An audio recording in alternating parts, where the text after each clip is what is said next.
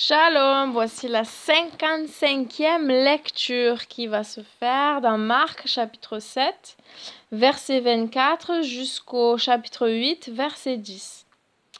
Le thème, c'est plusieurs de ceux que Yahusha a guéris ont été conduits à lui par des amis ou des parents.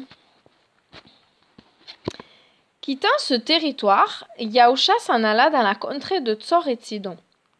Il y trouva une maison où, selon son désir, il pouvait séjourner sans que personne ne le reconnaisse. Mais il ne put garder l'incognito, car aussitôt, une femme dont la fille était saisie d'un esprit impur entendit parler de lui et vint se jeter à ses pieds. Cette femme était grecque, syrophénicienne de naissance. Elle le pria de chasser le démon hors de sa fille. Yahusha lui répliqua : « Laisse d'abord les enfants se rassasier, car il n'est pas juste de prendre le pain des enfants et de le jeter aux petits chiens. » Elle lui répondit : « Cela est vrai, Seigneur. Cependant, les petits chiens, sous la table, mangent les restes des enfants. » Alors il lui dit : « À cause de cette parole, tu peux rentrer chez toi.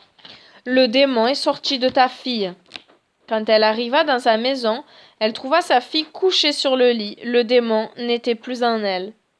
Après cela, Yahusha quitta le territoire de Tsor et passa par Sidon vers le lac de Kinneret, en direction de la région de la Décapole.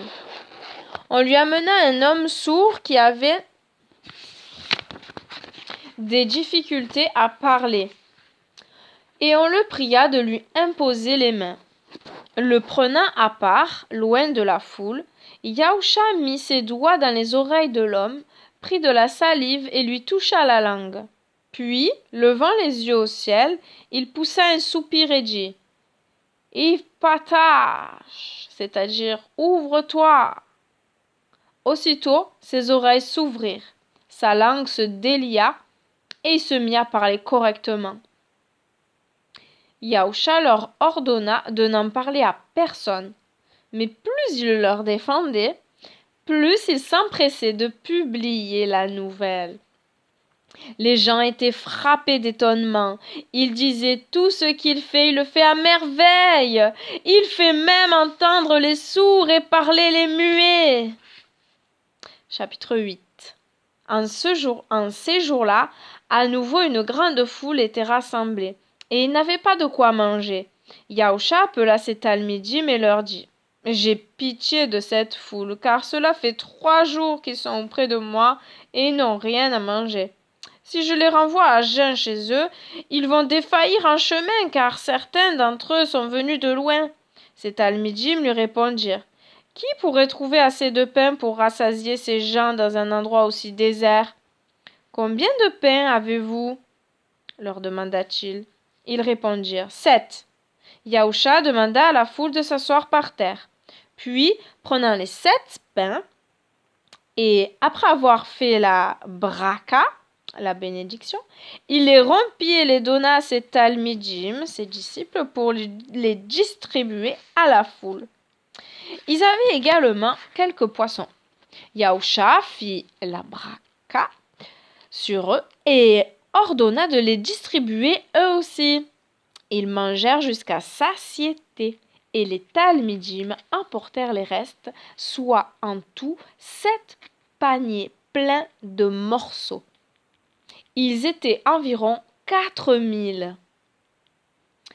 Après les avoir congédiés, Yahusha monta dans la barque avec ses talmidim et se rendit dans la contrée de Dalmouta. Et la question du jour, c'est : qui puis-je amener à Yahusha dans la prière aujourd'hui? Merci Seigneur de nous donner ce cœur-là de prière, d'amener les autres à tes pieds à la croix, Seigneur, d'intercéder en leur faveur. Oui, nous voulons prier, Seigneur, davantage encore pour nos amis, pour notre famille, Seigneur, et aussi pour toutes les personnes que nous connaissons, que nous côtoyons, que tu mets sur notre chemin.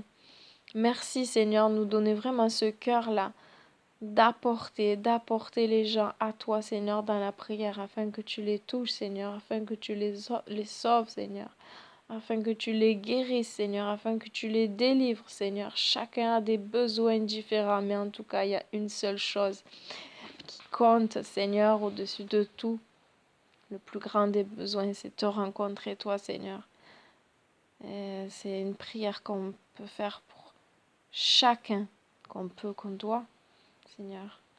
Vraiment, le salut des âmes. Qu'y a-t-il de plus important que cela, Seigneur? Donne-nous un cœur d'intercesseur. Merci, merci d'être venu nous chercher, Seigneur. Et merci, Seigneur, de nous donner un cœur plein d'amour et généreux pour toi, pour que ton nom soit élevé, pour que d'autres personnes soient sauvées, pour que le royaume des cieux augmente et que les ténèbres reculent. Non, non, non, non, non, que le diable n'emporte pas tous ces gens avec eux. Seigneur, donne-nous d'être des combattants. Merci. Amen. Soyez bénis. Ciao, ciao.